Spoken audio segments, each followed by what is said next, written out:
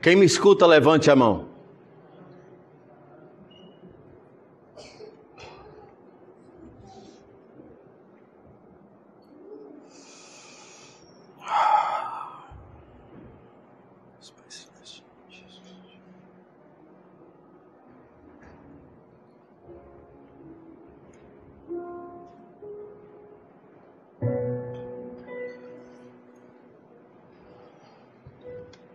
Feche seus olhos.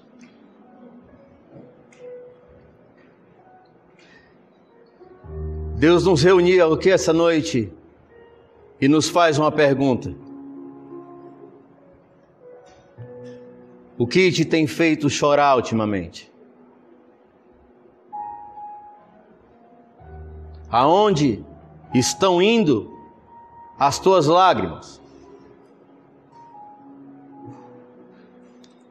Interessante é que na maioria das vezes quando se fala em lágrimas, geralmente associa-se a tristeza, a sofrimento, a desalento. Mas graças a Deus que existem vezes que as nossas lágrimas são de emoção, de comoção, de alegria. Momentos ímpares na vida de cada ser humano, em geral, são celebrados com lágrimas. Perceba que você cresce e realiza um pouco a cada dia, perdendo água. Você perde água suando ou chorando, mas é na perda dessa água que você sacia algumas categorias de sede que você tem dentro de você.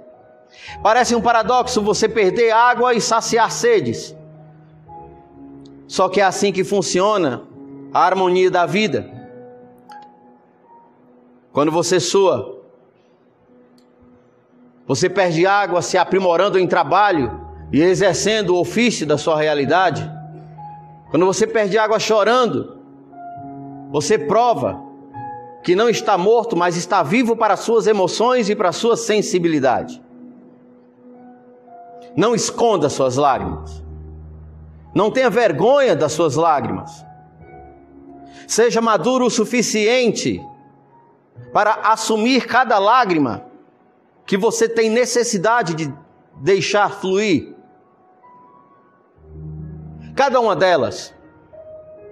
dessas lágrimas surge em uma parte encantadora da nossa realidade, do nosso corpo. Os olhos. Olhos pelas quais você consegue admirar o que é belo. Olhos que te fazem construir a lembrança visual, que te consegue perceber de uma maneira mais apurada o que está ao teu redor. E justamente através dos olhos elas fluem de maneira alegre ou triste.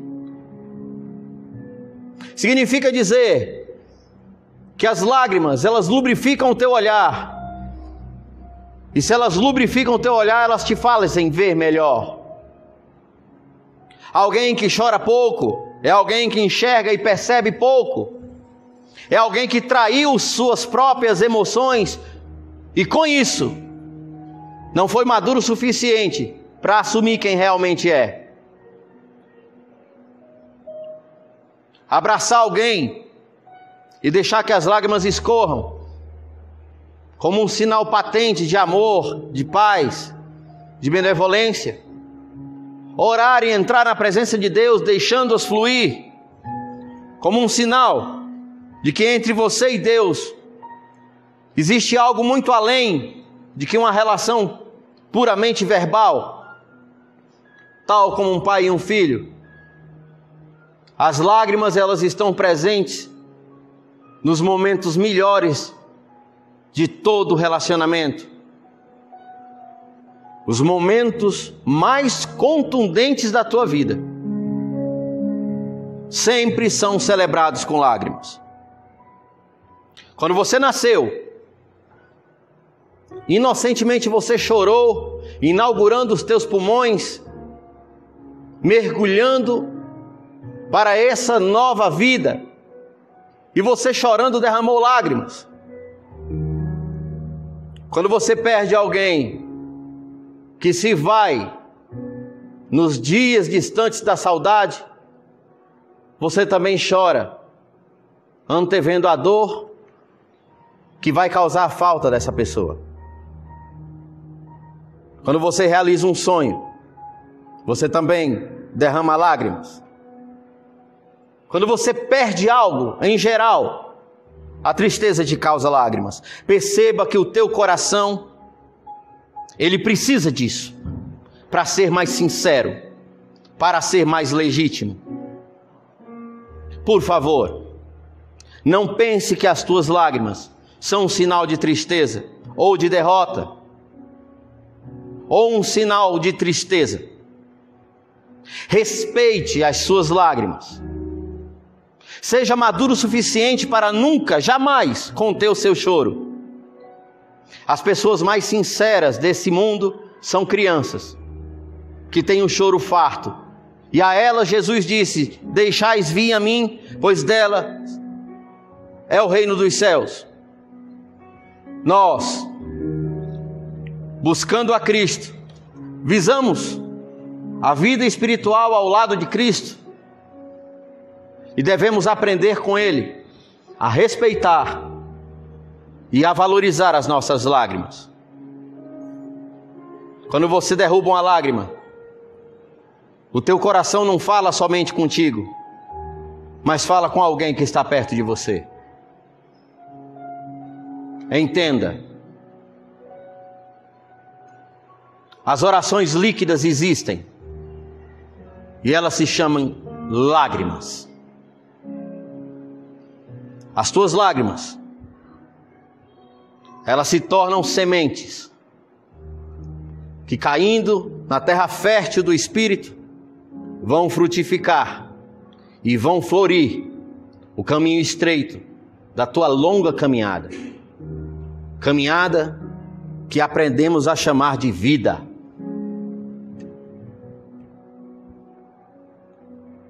Abra suas Bíblias em João, Evangelho de João, capítulo 11.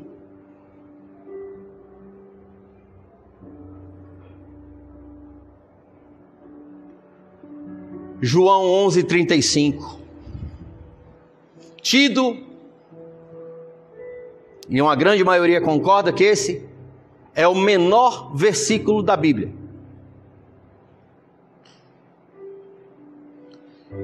Eu queria dar um sinal para que, já como é pequeno, vamos ler juntos.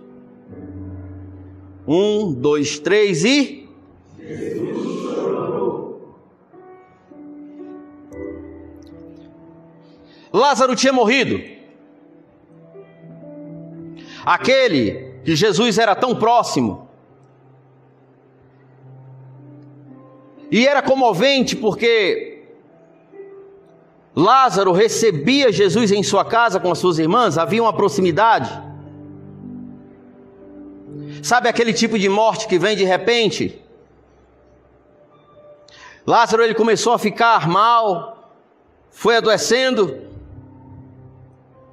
O interessante é que Jesus, ele soube do que acometia Lázaro, e ele esperou o tempo. Ele permitiu que o tempo passasse. Aquilo que acometia Lázaro se agravou e foi se agravando, culminando com a morte de Lázaro.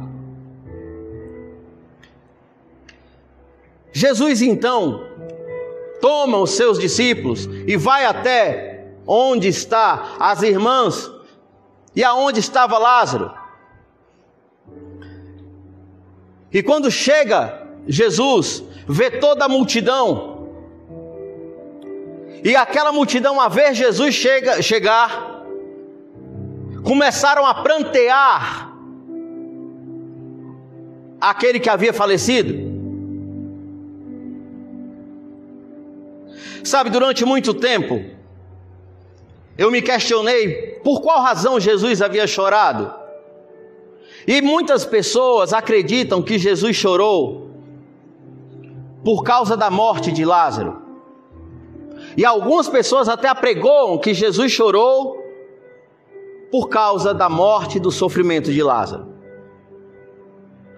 Mas a coisa não é bem assim. Repita comigo: eu sou. Por favor, podemos melhorar isso aí. Fale comigo: eu sou a ressurreição e a vida.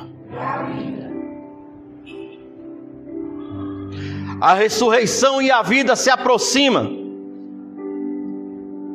E eu imagino que a ressurreição e a vida sejam exatamente aquilo que derrota a morte. Aquilo que contrapõe a morte da maneira mais veemente, da maneira mais direta.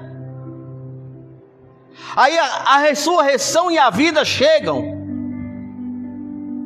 E as irmãs dele chegam: ó mestre, se tivesse chegado antes. Ah, mestre, se tivesse chegado antes, ele não teria morrido.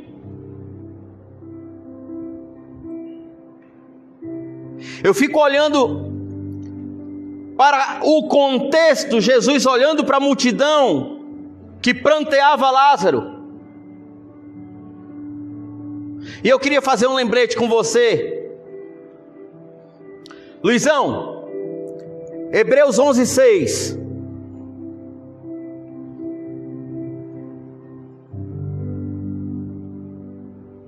Ora, sem fé é impossível agradar-lhe, porque é necessário que aquele que se aproxima de Deus creia que Ele existe e que é galardoador dos que o buscam. Eu não sei se você reparou, sem fé é impossível agradar a Deus.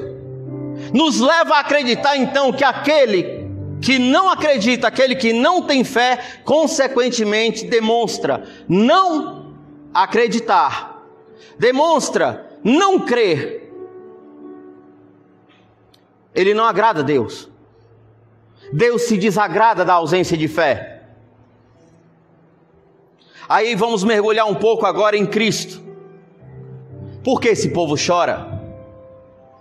Eu sou a ressurreição e a vida. Esse povo não crê que eu posso trazer de volta Lázaro. Esse povo não crê, esse povo não vê, esse povo não sabe. Eu venço a morte e o pecado. Não, irmãos. Jesus não chorava por Lázaro. Jesus chorava pela falta de fé das pessoas que esqueciam que Ele é a ressurreição e a vida. Eram pessoas que estavam em carne viva, mas espiritualmente estavam alontanados do maior valor da cristandade: a fé. Aí talvez você pergunte: mas pastor, será que era isso mesmo? Luizão, Efésios 4:30.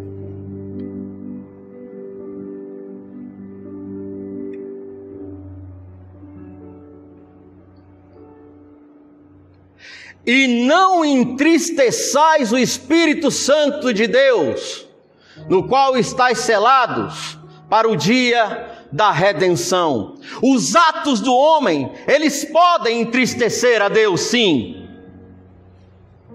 Aí eu agora pego a carga bíblica dessa palavra e eu peço que você faça um exame de consciência, feche seus olhos, e eu vou te fazer uma pergunta: quantas vezes por ansiedade você tem feito Jesus chorar na tua vida? Quantas vezes por perder-se da linha da fé e esquecer-se que o teu Deus é o Deus do impossível, você derruba lágrimas de Cristo? Quantas vezes você precisou que alguém reforçasse para você: ah, pastor, mas eu tenho meus momentos, porque todo homem tem os seus momentos em que fraqueja na fé. é verdade, é bem verdade. Mas olhem para mim.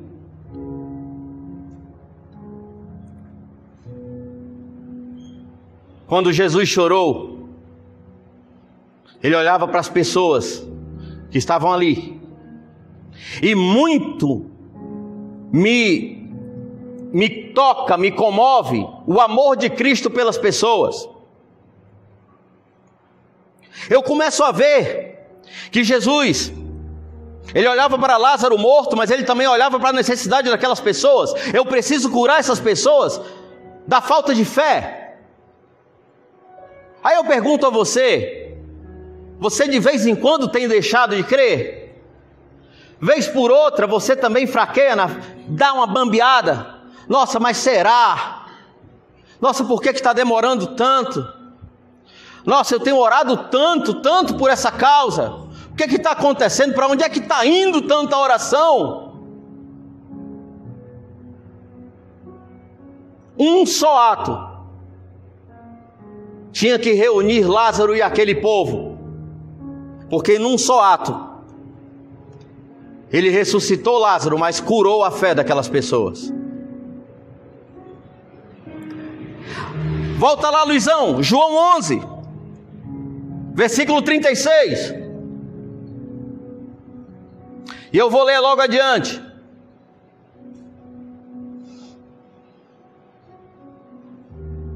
Disseram, pois, os judeus: vede como o amava. Pode ir avante. E alguns deles disseram: não podia ele, que abriu os olhos ao cego, fazer também com que este não morresse? Olha bem a maneira como esse povo, ratificando, ou seja, confirmando o nosso raciocínio, não poderia, não podia, quem sabe não faria, não poderia talvez, quem sabe também, no entanto, ele evitar que ele se morresse. Aí você ora de vez em quando, aquela oraçãozinha: Senhor, bem que o Senhor poderia melhorar a minha situação. O Senhor não podia, Senhor? Descomplica a minha vida só um pouquinho, Senhor. Ah, Senhor, o Senhor poderia, não poderia? O Senhor pode, não pode? Me diga uma coisa que Deus não possa fazer. O teu Deus é o Deus do impossível. O problema não é Deus não fazer, o problema é você não crer. E às vezes o problema é completamente falta de fé, num grau suficiente de convicção, que faça com que você alcance aquilo que você tem buscado. Usar o nome de Jesus, revestindo com a arma espiritual da fé. Eu quero que você ore e faça um exame de consciência. Qual é o teu estado de fé? Fale comigo, qual é o meu estado de fé? Aí olha bem, o próximo versículo, Luizão. Confirmando mais ainda, Jesus, pois, movendo-se outra vez muito em si mesmo, veio ao sepulcro, e era uma caverna, e tinha uma pedra posta sobre ela. Eu não sei se vocês começam a imaginar a cena, ele chorando, o povo também, aquela choradeira, e Jesus devagarinho indo, se aproximando lá do sepulcro, e o povo com ele, e o povo ia vindo, sabe, e todo mundo na choradeira. Era tão gente boa. Interessante, né, cara? Todo mundo depois que morre é gente boa. O defunto era sempre, né, Nancy? O defunto sempre era camarada, gente boa, maravilhoso, né? Defunto sempre não é verdade? Nossa, rapaz, gente fina, que pena que foi. Enquanto ele estava aí, você nem lembrava que existia. E Jesus foi indo. Eu quero que você entenda que até no meio das tuas crises, dos teus conflitos e dos teus momentos em que a tua fé vacila, Jesus ainda se move na tua vida, sim, mas antes de realizar um desejo, Ele quer realizar uma obra no teu coração. Ele quer transformar você em um filho dele categórico, naquele que caminha por fé e não por visão, naquele que não precisa ver para crer, mas ele crê para ver.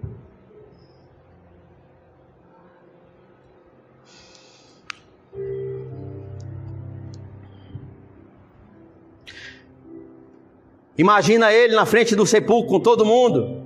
Eu tento imaginar, Carlos, o que é que aquela ruma de gente, fala comigo, ruma de gente. Não, vamos falar o cearense bem expressado. Vamos comigo, ruma de gente. Lá no Ceará, ruma é a mesma coisa que monte. Ó, uma ruma de mato, um monte de mato. Mas aquele monte de gente, tudo ali. Talvez eles pensassem, não, ele vai fazer uma oração, vai dizer umas palavras, né? Vai dizer alguma coisa. Ele perdeu o funeral do amigo dele, né? O defunto já está, né? Ele vai dizer alguma coisa.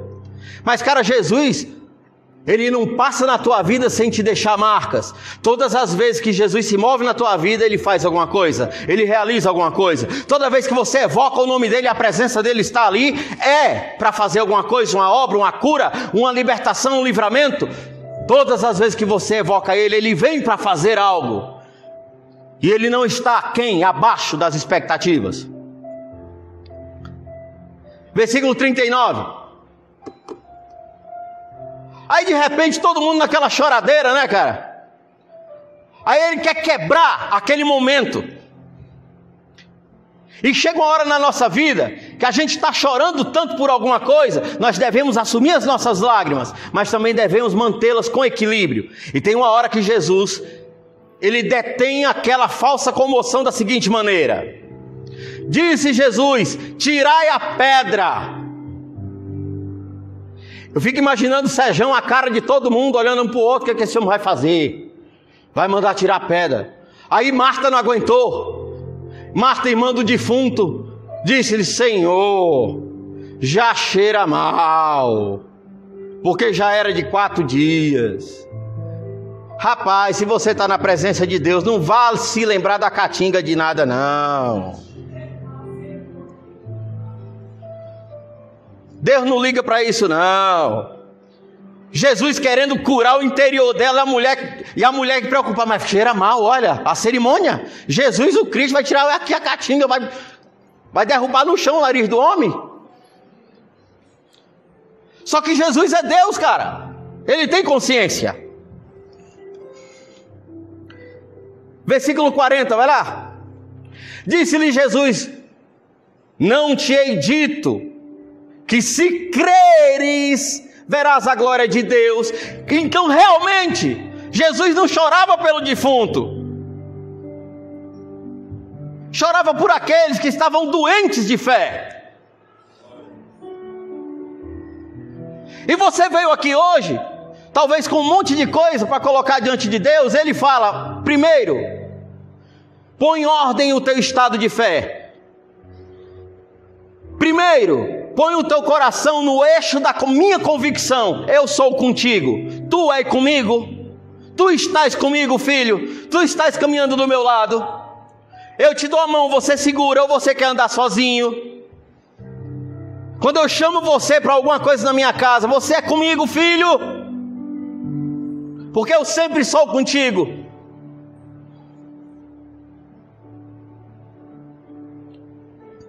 Ele chorava pela falta de fé da galera. Eu quero que você imagine os olhos de Cristo em cima de você nesse exato momento, olhando para você com um olhar amoroso. Mas agora me diga você, no olhar que Ele faz para você agora, esse olhar está cheio de lágrima? Me diga você, como está o olhar de Cristo para você nesse exato momento? Me descreva o olhar de Cristo, porque você sabe, no Salmo 51 fala: eu sei os meus pecados, eles estão diante de mim. Você sabe muito bem quando você deixa Ele triste. Você sabe muito bem o que você fala que você não era para falar. Você sabe muito bem quando você se esquiva, quando era para você se envolver, e se envolve quando deveria se esquivar.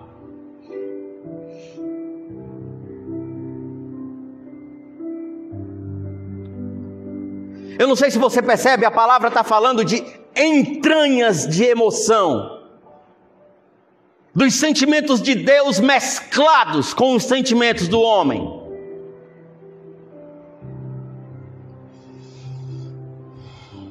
Disse-lhe Jesus: não te hei dito, eu já não disse, mas será possível que você esquece?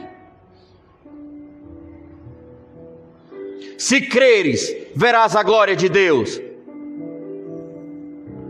E todas aquelas dúvidas, aquelas dificuldades e as respostas que você tem, aqui vai a resposta de Deus para a tua vida. Se creres, verás a glória de Deus, e nem a morte poderás inibir o poder de Deus na tua vida. Mas se creres, crer é continuar sem ver, insistir no orar, adorar sempre. Versículo 41, Luizão. Tiraram, pois, a pedra de onde o defunto jazia, e Jesus, levantando os olhos para cima, disse: Pai, graças te dou por me haveres ouvido. Eu não sei se você percebe um momento extremamente crítico. Você consegue imaginar a dramaticidade do momento? Primeiro todo mundo chorar, até Jesus chorou, mas chorou, né, por eles. Aí ele quebra o momento e diz assim: tira a pedra. A outra, com vergonha do mau cheiro, uma confusão de sentimentos, sem saber o que acontece. Interessante que quando você está naquele estado que você não sabe como orar, eu não sei se você está passando por isso na sua vida. Eu estou tão confuso que eu não sei o que dizer para orar. Eu não sei como começar a oração. Eu ando tão triste que as minhas orações, elas são meio sem nexo, meio sem eixo. Agradece pelo que você já tem. Agradece pelo que você já viveu com Ele. Senta uma hora e começa a lembrar em tudo aquilo que Deus já fez na tua vida, dos livramentos que Ele te deu, das vezes que você pensou que tudo ia por água abaixo e foi o caminho que Ele usou para te abençoar. Às vezes que você, olhando com os olhos humanos, você achava que talvez ia entrar na pior fase da sua vida, e foi o tempo mais feliz, porque Deus, Ele trabalha de portas fechadas, e Ele trabalha na contramão do mundo. Versículo 42. Eu bem sei que sempre me ouves. Por isso é que ele tinha agradecido. Isso é ter fé. Eu não sei se você percebe, até a oração de Jesus já é ensinando a todo mundo: eu sei que você me ouve sempre. Como eu estava falando para aqueles: olha, todas as orações que você tem feito, Ele tem ouvido. E mas por que não vem a resposta? Porque o teu exercício de oração já é a resposta necessária por enquanto. Eu bem sei que sempre me ouves, mas eu disse isto por causa da multidão que está em redor, para que creiam que tu me enviaste. Então, mais uma vez se vê que as lágrimas de Cristo, fale comigo, as lágrimas de Cristo. Vamos de novo, as lágrimas de Cristo apontavam para a falta de fé.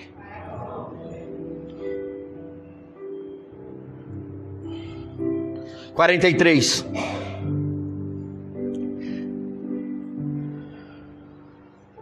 Eu fico imaginando que por um momento ele suspira, todo mundo olha para ele na expectativa: o que será que ele vai falar agora? Ele mandou tirar a pedra, ele já devolveu a visão a um cego, ele transformou água em vinho. O que ele vai fazer agora? Todo mundo olhando na expectativa, essa expectativa que você está: o que será que Deus vai fazer agora com a minha vida? Qual é o sinal que ele vai dar? Qual é a resposta que ele vai dar? Olha o que Deus vai fazer na tua vida.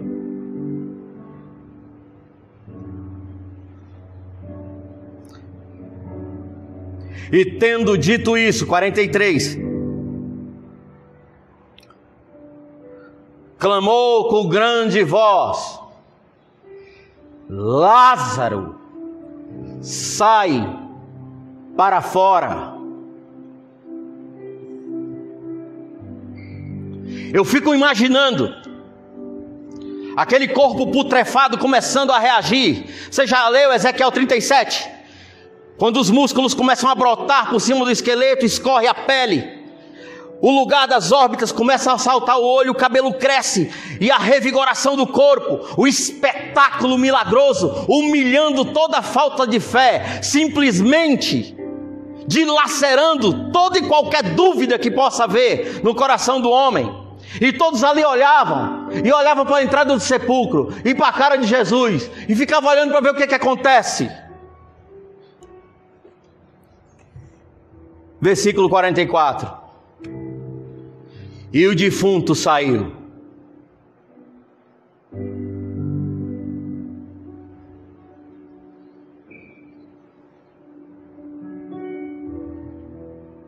E a tua bênção chegou. O teu milagre chegou.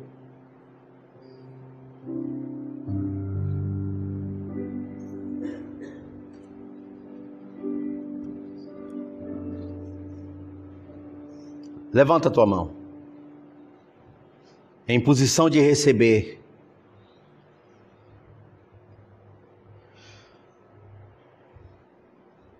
Senhor, todos nós estamos aqui ao redor da tua palavra. Nenhum de nós merece, mas a tua benignidade é boa e dura para todo sempre. E sabemos que não somos fulminados pela multidão das tuas misericórdias. Naquele dia, Senhor, tu oraste pela negligência de fé, pelo baixo estado de fé daquele povo. Mas eu peço nesse momento, derrama sobre nós, Pai, a descoberta de fé que seja maior do que as coisas que nos atribulam nessa vida. A fé que nos faz ter a convicção cega na tua presença, porque a fé é a firme convicção das coisas que não se veem. Pai, derrama sobre nós esse dom, para que possamos viver a condição de teus filhos, do Deus do impossível, para que em nossas vidas o mar se abra, para que em nossas vidas os milagres pertinentes à tua presença sejam vividos. Senhor, que a nossa fraqueza espiritual seja destruída, e que a tua misericórdia em nós seja exaltada, em o nome do Senhor Jesus. E você diz: amém. E o defunto saiu, tendo as mãos e os pés ligados com faixas, e o seu rosto envolvido num lenço. Disse-lhe Jesus: desligai-o e deixai-o ir.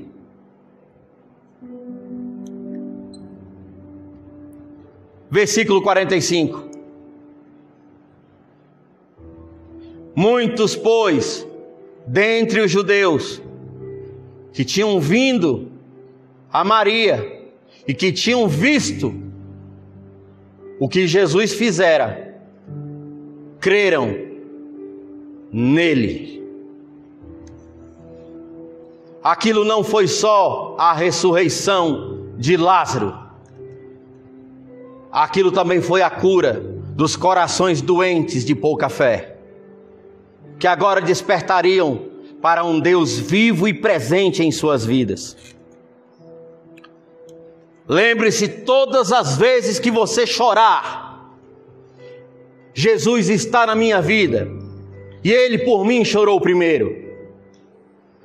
Todas as vezes que você achar que você está sozinho, lembre, Deus é onisciente, então a minha solidão é ilusória. Lembre, as lágrimas de Cristo lavaram, junto com o seu sangue, tudo aquilo que te faz sofrer.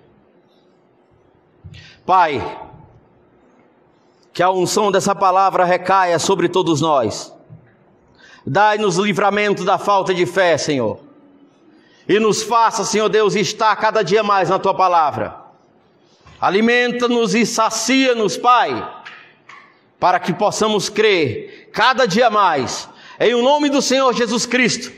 E a igreja triunfante diz: Amém.